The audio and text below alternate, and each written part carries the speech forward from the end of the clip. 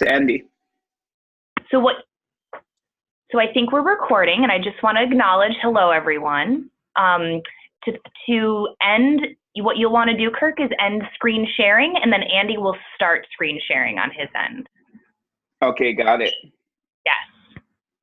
All right, and hi everyone. This is Kelly Nadler from Corrections to College. Thank you so much for joining the first Leadership Institute webinar. Today we are so lucky we have a Basics of Trauma and Resilience webinar featuring a team of social workers and psychologists from NYU. The McSilver Institute team has been working with us on the Sustaining Futures Trauma-Informed and Resiliency-Based Community of Practice, which has been running for the colleges who are teaching inside our state prisons. So while a lot of the content, a few of you on here might also be participating in that community of practice, but this content will be focused more generally on trauma and resilience, and hopefully we can apply some of these to our on-campus programs and sort of use some of the frameworks laid out today on May 2nd and 3rd at Stanford. So I will turn it over to Meg from NYU. Thanks so much, Kelly. Hello, everyone. As Kelly shared, my name is Meg Beyer. I'm part of the team from NYU who has been collaborating with Kelly and her colleagues, and we're really thrilled to be here to join you today. My colleagues will introduce themselves as they go through their content, and I'm really here just to welcome you and just kind of run through what we're going to cover today on the webinar. For those of you who might be familiar with me because of Kelly shared our other project that we're working on, it's great to join you again. And yeah, with that, I'll get started. So today what we're hoping to cover, as Kelly shared somewhat, are just kind of a review and introduction to trauma foundations and an understanding of what we talk about when we say trauma-informed. What does that look like? What does that word, what do those phrases mean? And also, because we tend to address trauma and its understanding a lot, we want to talk about the other piece of the puzzle, and that's the discussion around resilience. So the other thing that we're going to cover today on the webinar towards the end is going to really be also another complementary piece of this trauma and resilience puzzle, and that's really understanding the components of what we talk about when we say compassion fatigue, vicarious trauma, and burnout. And those are some of the factors that you might see in yourselves or others who are doing really difficult and important work that can be impacted by trauma. So just also to say, we are recording this webinar. As I might have mentioned earlier, we're recording this, so you'll be able to listen later on. And we are saving time at the end so that we can have a question and answer. So we find that these webinars are really helpful, especially if at the end we can engage in some conversation. So if you have questions, please feel free to know that we're gonna have time at the end to go through things. So with that, I'm going to ask my dear colleague, Dr. Kirk James, to take it away and walk through his part of the webinar today. Thank you, Meg. So thank you everybody for joining us on a awesome Friday, and probably joining us maybe a little bit traumatic for most people considering it's Friday afternoon. So we're going to try to make this as fun and as informative as possible for you. So the first thing is really, like, what is trauma? And our historical understanding of trauma comes from war. And it's an experience, something that overwhelms, it creates adversity. Trauma also looks different to different people. So it's always important to understand that it's also something that is very subjective. Trauma activates the fight, flight, or freeze responses. Those are like some of the three main ways in which people respond to trauma.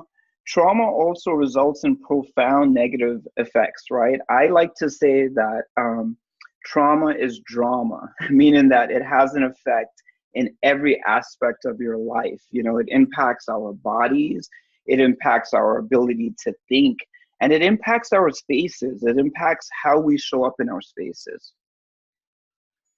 So, understanding trauma is really what allows us to begin to mitigate its impact, right? I think that we live in a world that is inherently traumatic. It feels, most of the way in which we engage with each other as human beings in this world is traumatic.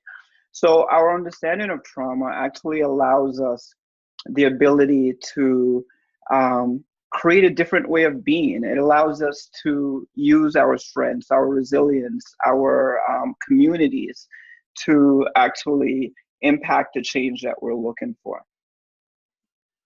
So defining adverse experiences, and adverse experiences again are subjective, to the person, but they're often sudden, they're often unexpected, and they're often extreme. So they usually involve some type of harm, threat to someone's survival, or a loss, or even witnessing events can be traumatic. It's also important to note that certain stages of life make people more vulnerable to the effects of trauma. And as you probably already know, childhood is, one of those spaces in which when people experience harm, the impact can be life lasting. So some examples of adverse life events can be physical abuse, sexual abuse, emotional abuse, physical neglect. And as you look at this list, I want you to just think for a minute of the folks that you work with and think about their experiences. And there's a really good study that came out, and it's called the ACEs study, Adverse Childhood Experience. And it looked at these type of experiences that we have up, right, as abandonment, like parental incarceration, like emotional abuse, like physical abuse. And it asks, how did these adverse life events impact, a child throughout the rest of their life?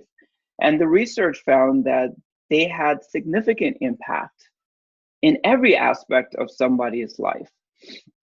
So again, just really noting that when we speak about trauma, when we speak about adverse life events, many of the folks that we work with are folks who have experienced and lived with so many of these adverse life events. So incarceration is something that not only impacts so many people, but it has a almost, scary effect, right? Because a parent's incarceration impacts a child. The likelihood of a child going to prison if their parent is incarcerated is significantly elevated.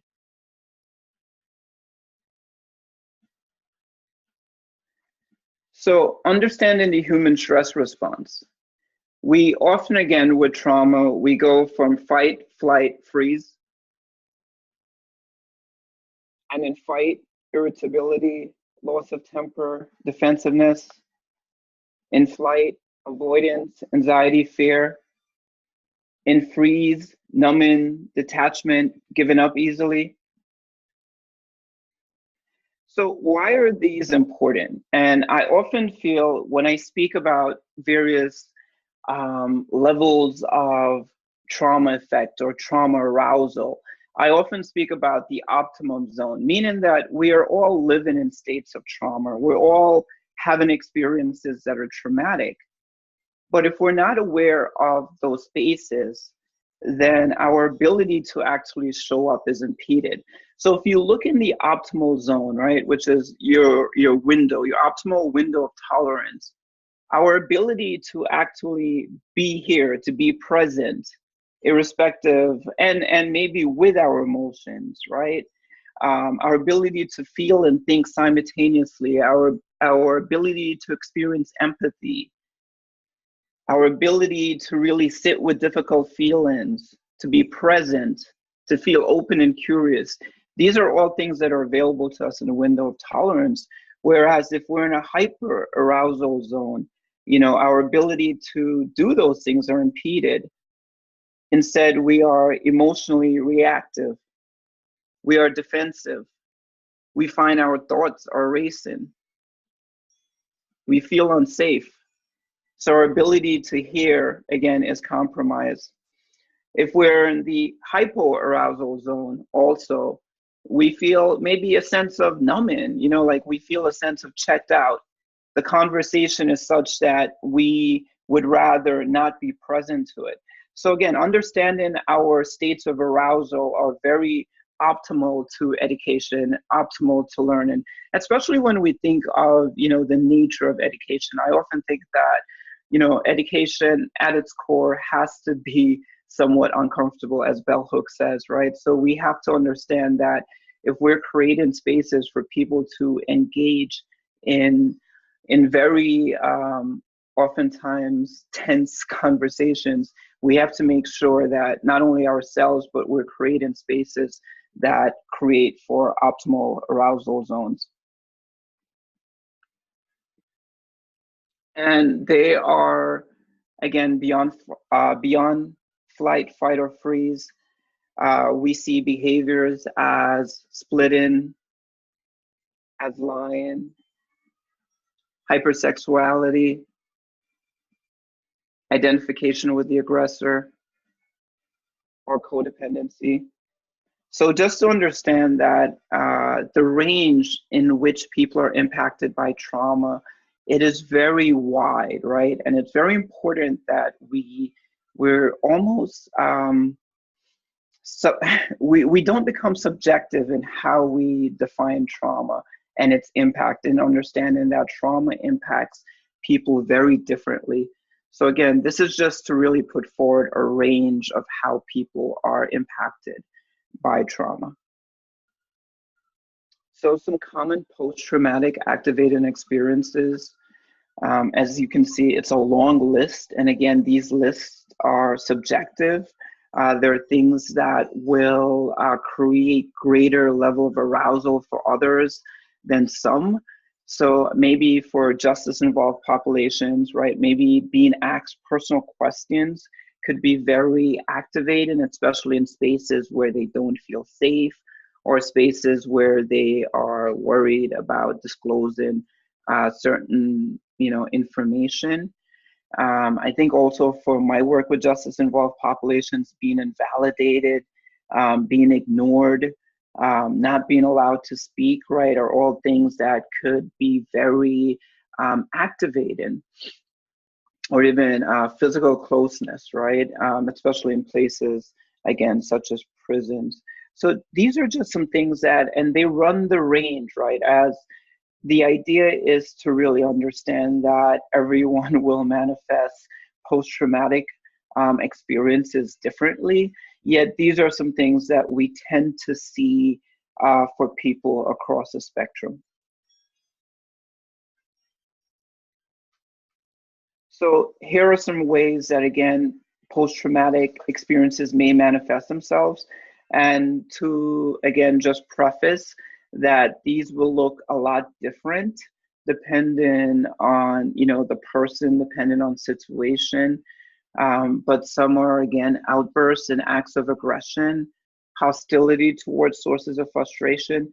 And, that makes a lot of sense, right? Because when you think about trauma, one of the things that, again, I always say is trauma is drama. So there is an emotional experience that is happening for someone, and it's often unable to be understood by the individual, thus unable to really communicate, right?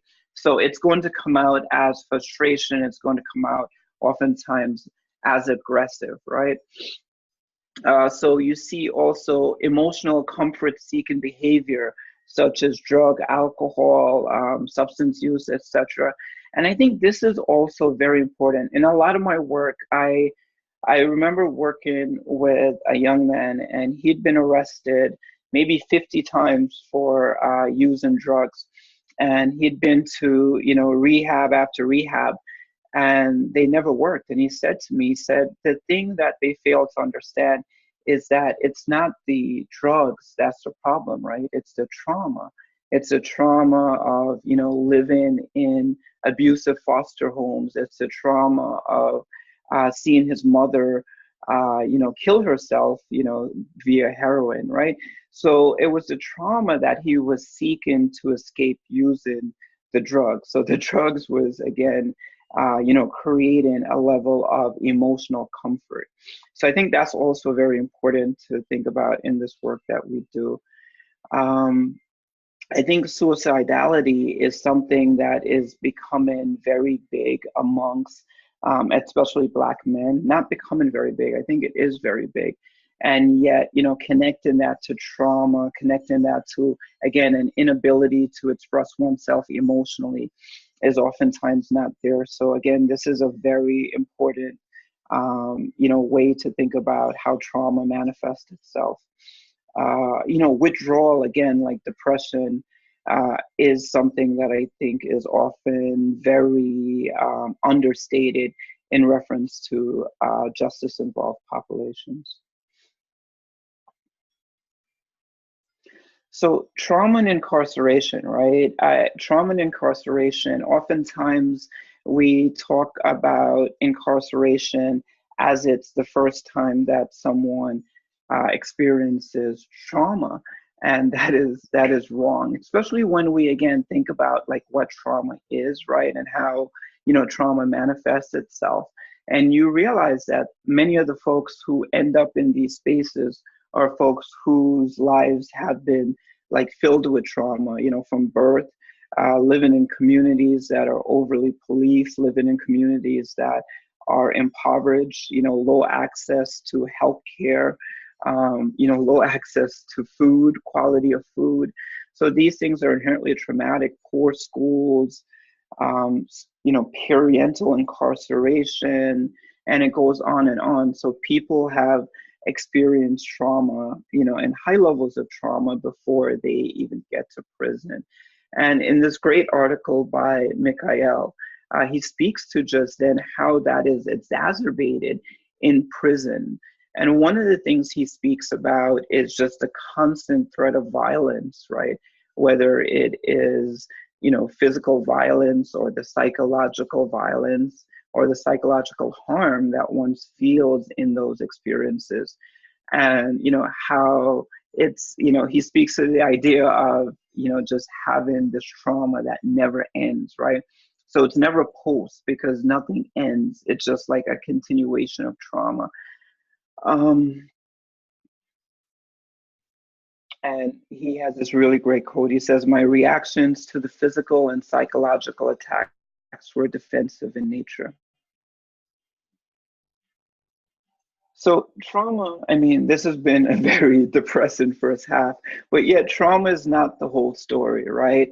And I think in many ways, our understanding of trauma, our understanding of how people are impacted by harm is essential for us to grow. And, resilience is really our ability to heal. Resilience is our ability to, irrespective of what our experience, to continue to push forward. So that is also there for us. And we like to, to really say that this work for us has to have a bifocal lens, meaning that we are simultaneously seeing how we are impacted by harm and also realizing that we have immense strength to move beyond harm. So I'm going to pass it over to Andy, who's going to speak a little bit about resilience and bring, a little better life to this afternoon's conversation. Thank you, Kirk. This is so great. And thank you for sharing the information on trauma. And I am going to share my screen right now. And we're going to see if we can do that. All right. So assuming the technology works. Oh, if you're seeing my small children, then apologize for that. They're not that small anymore. All right. So I'm going to talk about resilience for a couple minutes. I think I'm Andy Cleek. I'm a psychologist by training, and I work here at McSilver with Meg and at Silver with Kirk and Dr. Salerno, who's not here as well. And I'm really excited to be just talking about the resilience-based side of this. And I think the real key with this, and Kirk did a really excellent job of walking us through the impact of trauma, both from an incarceration perspective, but also just generally the profound impact that childhood trauma has on children and also on later life. And having been involved in a lot of work on trauma-informed care over the years, what ends up happening is at the end of every one of those trainings, somebody raises their hand and they say, wow, this is really important. Now, what do we do? and there's a lot of work you can do that we're doing with everybody around really helping organizations and the colleges actually become more trauma informed. But then what is this? How do you build resilience? And we view resilience as the what do you do about trauma? Like, how do you actually build resilience in people? And so there's a lot of definitions of resilience, and you know, we've listed some of them here, and you guys will get the slides and can go through them in more depth. But the one that we really like is for those of you who are over a certain age.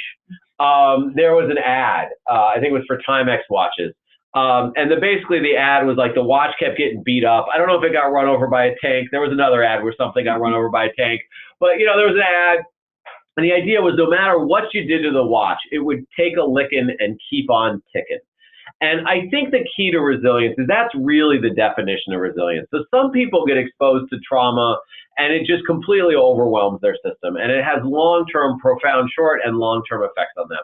And then some people get exposed to horrible trauma and are able to adapt to that trauma, and are able to cope with that trauma and deal with that trauma. And they end up doing really well. And so what is the difference between those two people?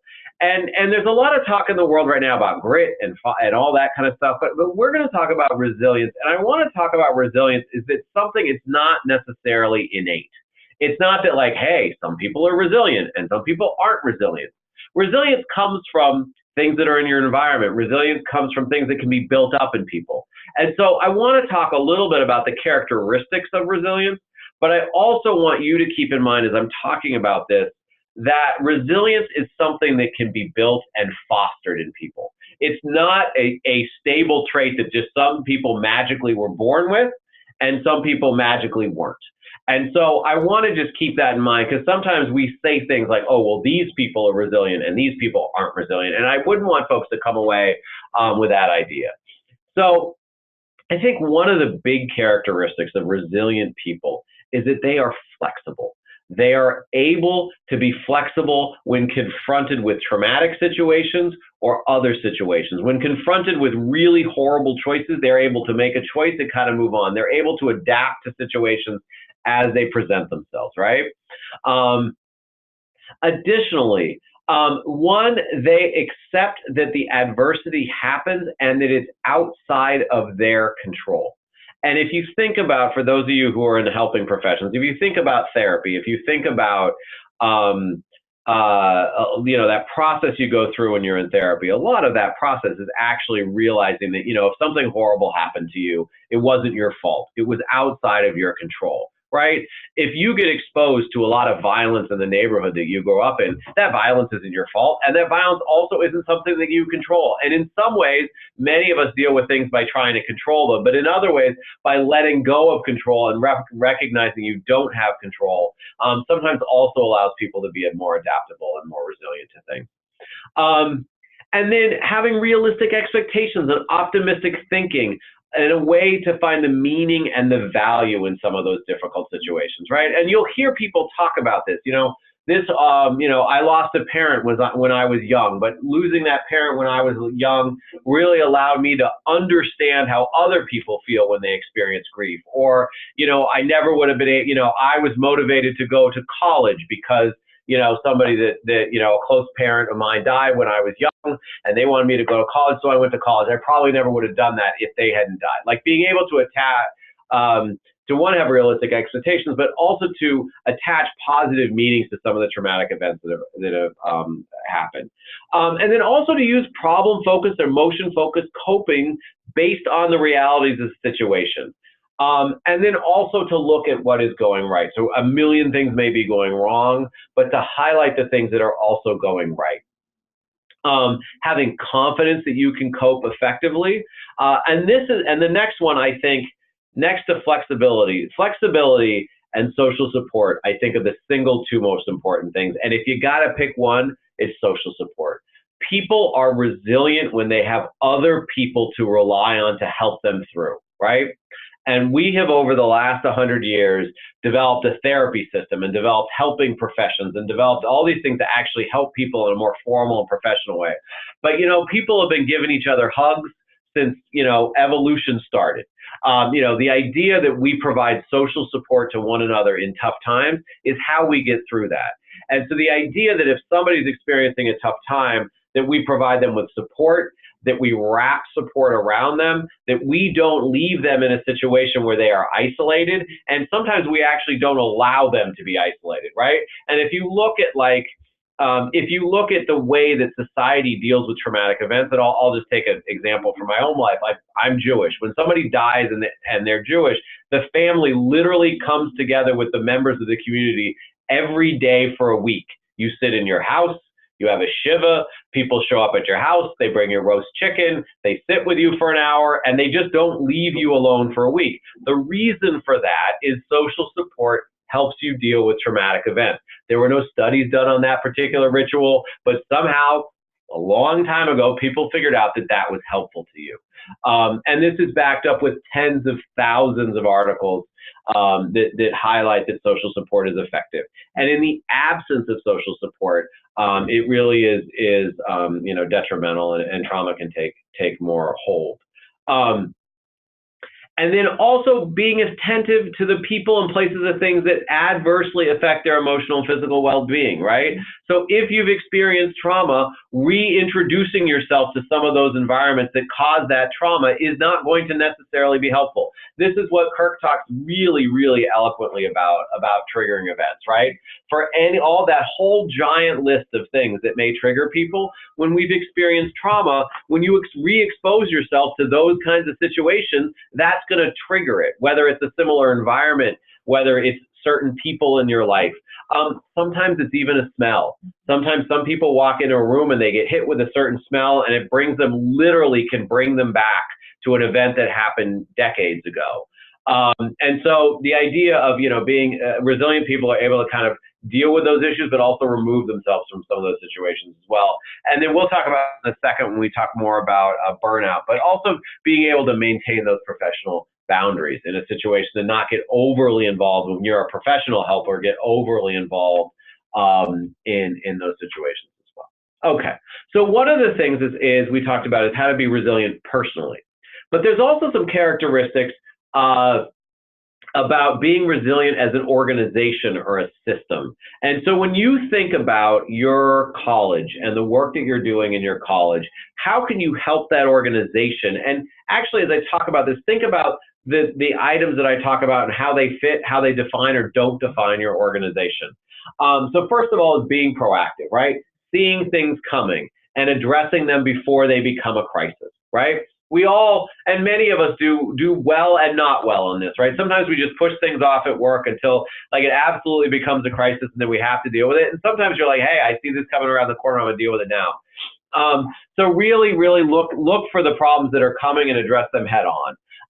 Second, participatory decision making. And I think this is really difficult, but also really, really critical if we want to really have a resilient organization. Finding ways that you allow faculty and staff and students at all levels, not just the most senior faculty or the head of the student government, but where you give all the people who are affected by these decisions to actually have input into the process. And then respectful communication. Communicate respectfully to one another. Don't demean people. I mean, this is pretty straightforward, but that's something not all organizations do. Within the context of professional boundaries, find ways to provide social and emotional support. One of the ways that you address compassion fatigue and burnout and some of those issues is actually finding opportunities to provide social and emotional support to the staff that work for you. So one of the things that, as we're working with the colleges, that we are seeing is many of the colleges are in rural areas, and many of you, maybe from some of those same colleges and understand what I'm talking about. So they're in rural areas, so their adjunct faculty in particular live, hundreds of miles apart and don't get an opportunity. So want to actually see one another and actually process the fact of some of the trauma they're experiencing and doing some of the teaching they're doing on the inside. And so one of the things that they're doing is actually, I think they're going to do like Taco Tuesdays or something and bring everybody together once a month and have a meal and really give everybody, not a required thing, but just give people who want an opportunity to really get together and share with one another. The other piece, the next kind of item here is really consistently applying policies and procedures. So every organization above, 5 to 10 people has policies and procedures. And those policies and procedures have to be applied in a way that's consistent and understandable to everybody, right? If one person gets to apply, gets to do something and somebody else doesn't, or favorites are getting played and all that kind of stuff, that whole system can break down the culture of the organization and, again, lead to problems. And then the same rule basically establishes roles and expectations. And then the other piece that I don't want to underestimate here is also to provide the information, tools, and resources to staff and faculty to have the tools that they need to do their jobs, right? If they need training on something, making sure they have that training, making sure they have the resources to do their job, particularly when they're working in environments that are resource poor, or an environment such as a prison setting, being able to deal with those issues and make sure they know what they're walking into and provide that kind of support on the front end is really helpful in terms of building some resilience into that organization. Okay. So we also want to touch base briefly on just vicarious trauma, burnout, and compassion fatigue, because those issues really can affect a lot of staff, and there are things that we can do about it. And so we just want to kind of do some definitional work here as well. And I think our hope is that by talking through the differences between all of these, it'll help you as a team or faculty or staff help to identify what this looks like. Right. Because I think getting a better understanding of the definition of these things can really help us identify this, not only in ourselves, but maybe in our colleagues who might be experiencing this stress. Absolutely. Yeah. Absolutely. So we put a little bit on a continuum, but I think these things can happen on a continuum, but they can also happen just kind of simultaneously, and don't have to happen sequentially. So you can get burned out without having compassion fatigue, and you can have vicarious trauma without being burnt out. So, and these things particularly affect those staff that are, experiencing really stressful situations. So compassion fatigue, for anybody who's in a teaching profession or a helping profession, oftentimes at some point along the way, excuse me, at some point along the way you start sneezing, and seasonal allergies get in the way. But what we talk about with compassion fatigue, and I always describe this because I was a psychologist, and I always describe this as a young therapist comes in right out of school, and they're the most bubbly and excited, and they just want to help, right? And I think probably you folks have seen this with younger faculty as well. They just want to help. They throw themselves completely into the deep end of the pool. They'll teach as many classes as they want to. They'll see the most difficult kids. I used to work with kids. They'd see the most difficult kids. They give all of themselves to these kids and families. And then all of a sudden, a year or so later, you just start noticing that they start pulling themselves back from those situations. And whenever things get too intense, they literally will withdraw into themselves. They don't want to take those difficult cases anymore. Our colleague Tony talks about, he used to have clients who would come, and if they didn't come to the session, he would get all excited. And he knew he was starting to get, some compassion fatigue and burnout when he was excited that the whole reason for him being there, which was seeing patients, wasn't happening. And that issue, really when you kind of lose that hope and optimism. And often this really happens when you are getting exposed to huge amounts of trauma or just getting completely overloaded in your work. And basically what happens with compassion fatigue is you've overwhelmed your coping mechanisms to deal with the issues that you are addressing in a work setting. And I think particularly for compassion fatigue, this is an area where providing staff with social support in the workplace is really important. And not just the support, but quality supervision to help them deal with those things.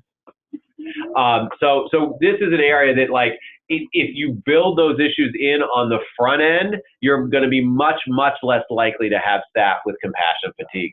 And also, especially when you get those really young staff who are coming in and eager, that doesn't mean you as an organization are assigning them to the most difficult work or letting them teach the most difficult classes right away, right? So you can kind of work not to do that. Okay. All right, vicarious trauma. Vicarious trauma is pretty straightforward. Vicarious trauma is what happens when you get exposed to the traumas of others in your work.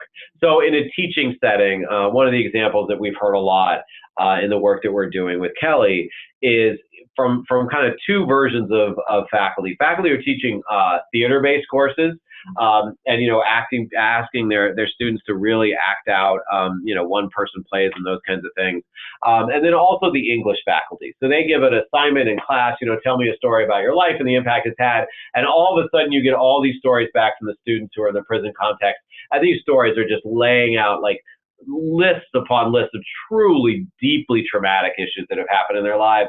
And you all of a sudden the faculty are home staring at the ceiling, unable to sleep. And it really does provide it ends up being traumatic for the faculty as well as for the students. And that is another area where providing social support and good supervision for faculty is really, really helpful in addressing those issues.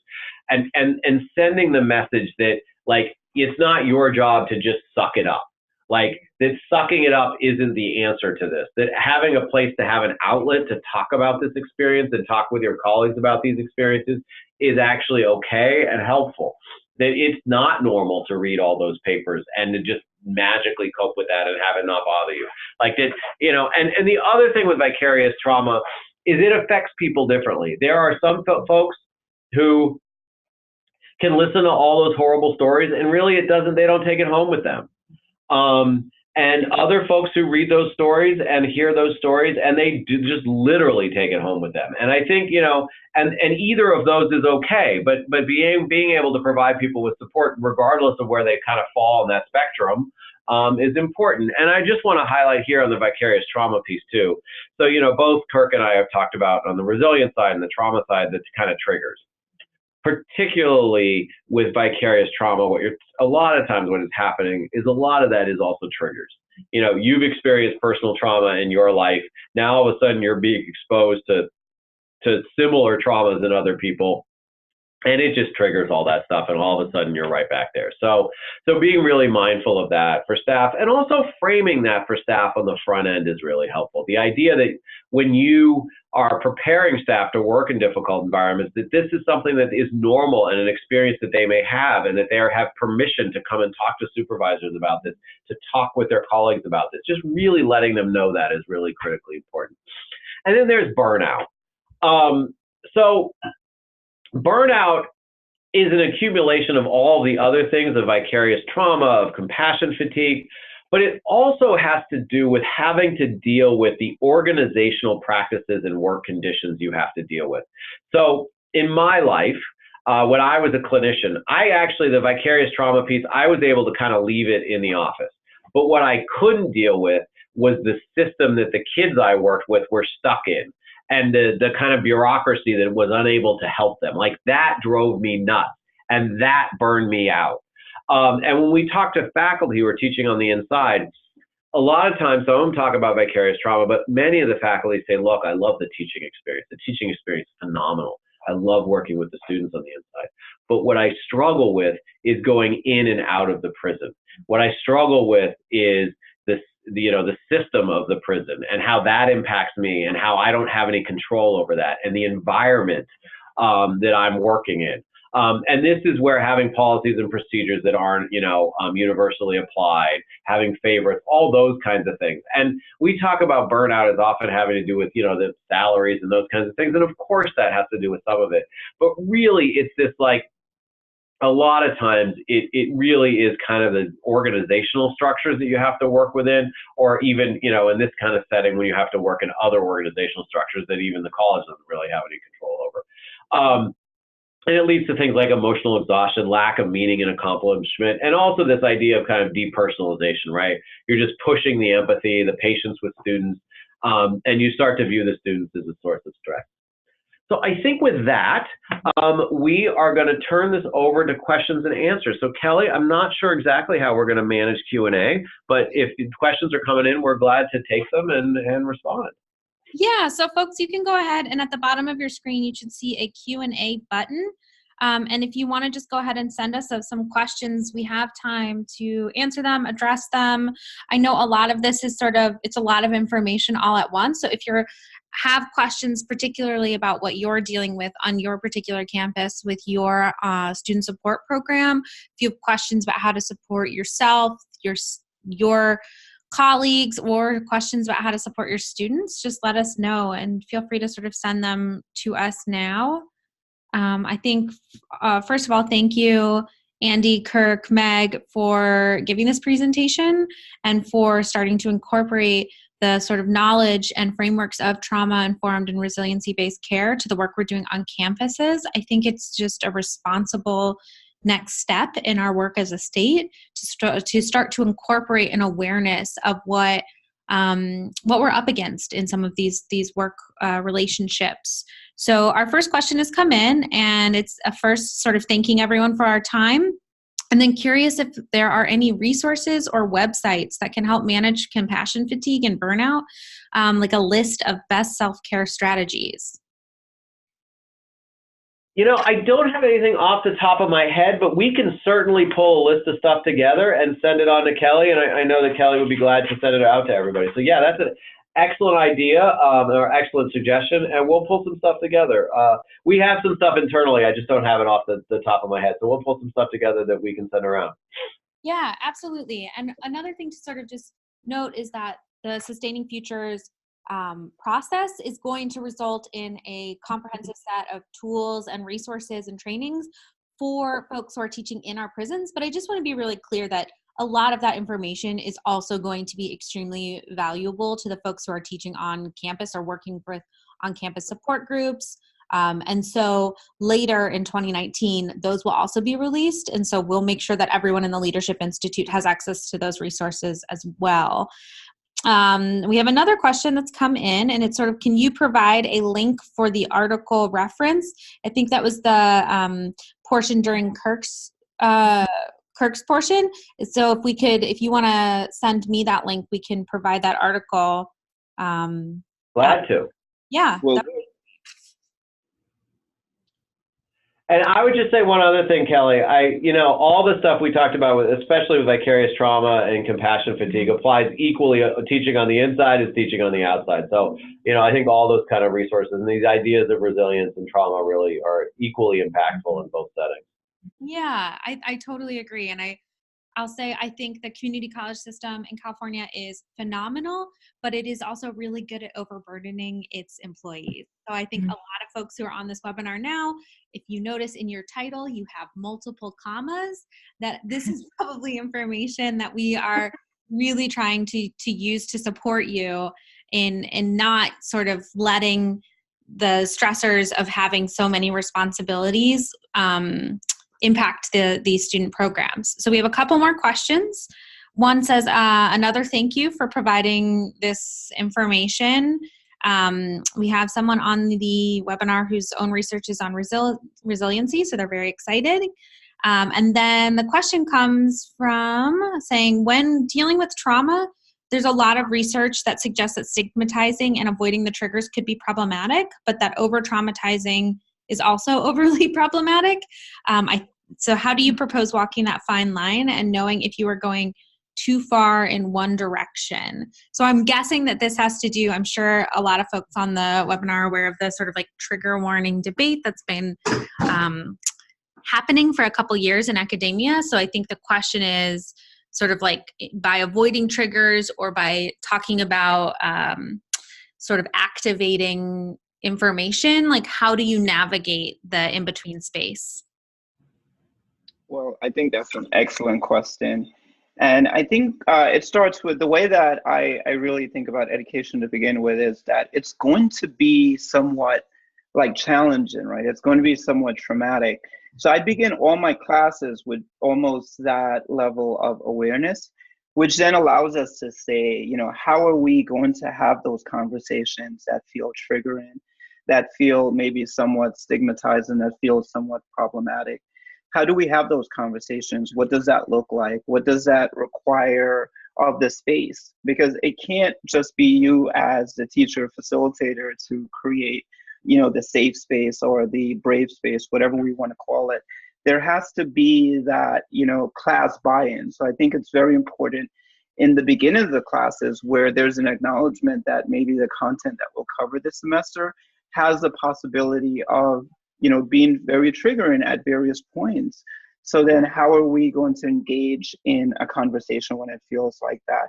What do you require of the class? So almost a type of social contracting that allows you to then begin to, as a class, figure out what the support look like in terms of us having those conversations. Yeah, and the other thing that I would just add to that, because everything Kirk says is really excellent, the only other thing I would add to that is just the idea of, it's not about not triggering or, avoiding triggers other than explicitly, like not yelling at people, in class, those kinds of things, the obvious ones, but just being knowledgeable and having a sense of what things might be triggering for people. And approaching it in that way, that these events might be triggering for someone, and also thinking through, and this is kind of the trauma-informed piece of it, thinking about how you interpret people's behavior, right?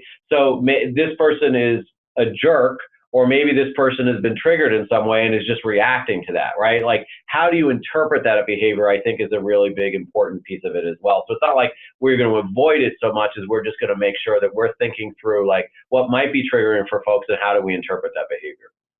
Yeah, and I think also one tool that was shared on this webinar is that window of tolerance framework, and sort of like thinking through how do you keep the folks you're engaging with, whether it be at a student club meeting or whether you're having like a professional development opportunity for the folks who are it's some sort of like talk on mass incarceration that's for your formerly incarcerated student group or whatever it might be.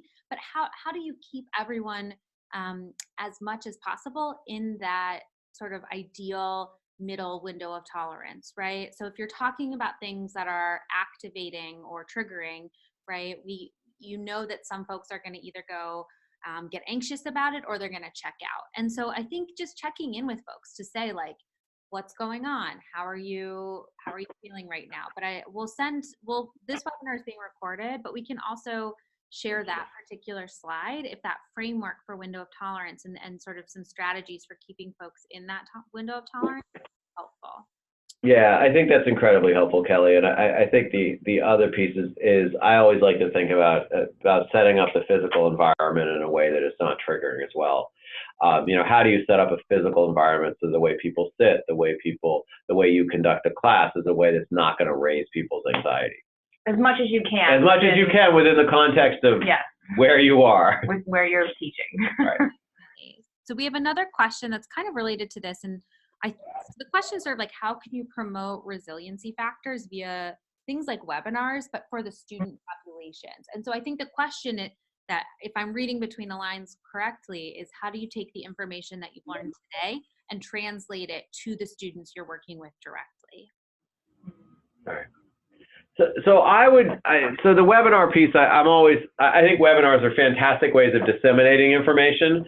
I'm always cautious with webinars about producing practice change or actual change in the world via webinar. But I think what you can do is I really think, and this is probably a longer, more in-depth conversation, but I think you can think about how you're structuring your class and also how you're structuring the student support. If you're thinking about students, if you're thinking about faculty, this kind of goes both ways. But, how do you structure the support that you provide to faculty and students in such a way that you're building resilience? So that means making sure that you're building social supports in for both students, making sure they have access to clubs, making sure they have access to opportunities to talk to one another. On the faculty side, really making sure they have access, in my world, in the mental health world, I would say supervision, but really making sure they have access to mentors and supervisors who they can work with closely. And then, building in those problem-solving skills into your classrooms, giving people opportunities to have choices and those kinds of things. I don't know, Kirk and Meg, what you would add to that as well.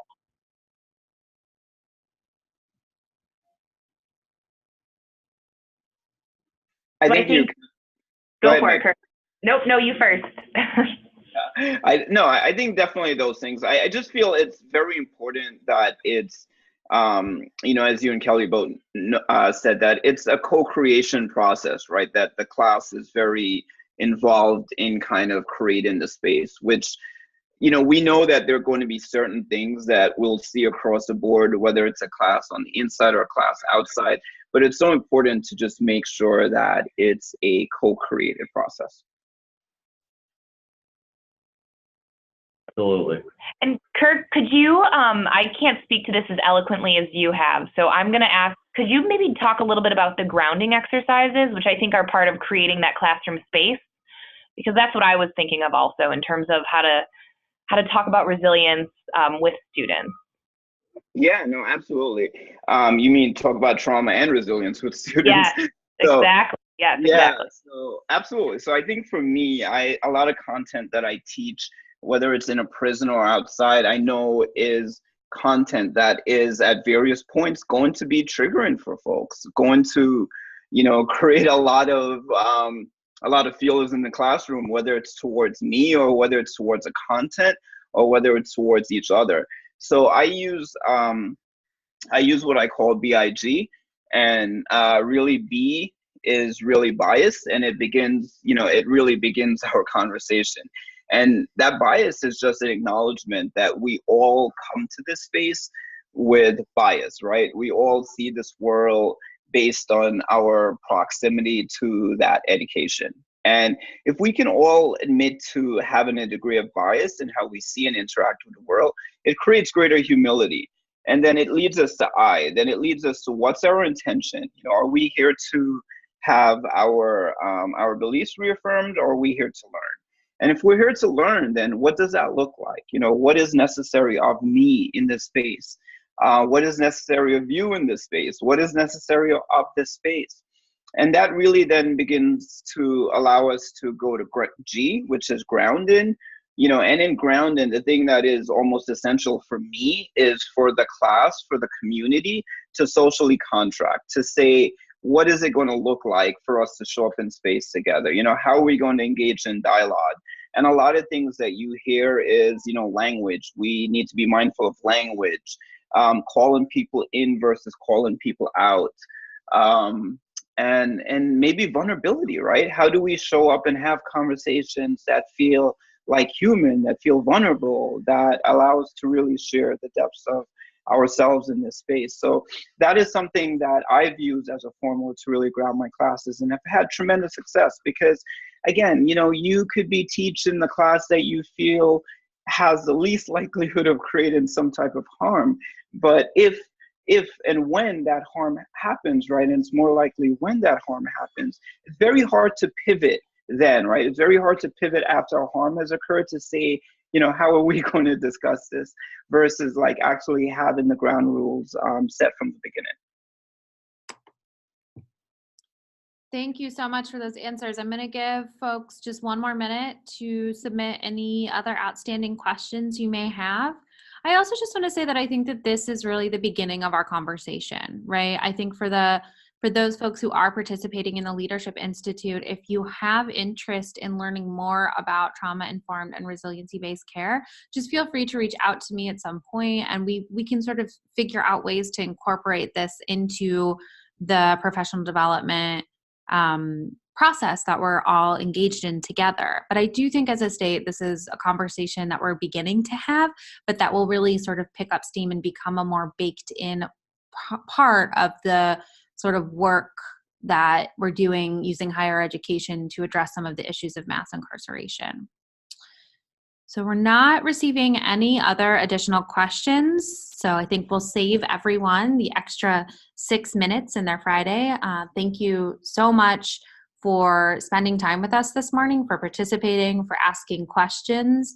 And thank you so much to the McSilver team for jumping on this webinar and for being so insightful and for helping guide this discussion that we're beginning to have. Thank you, Kelly. Thank you for everybody that joined us. Kelly. Thanks, everybody. Have a great weekend. Bye. Bye.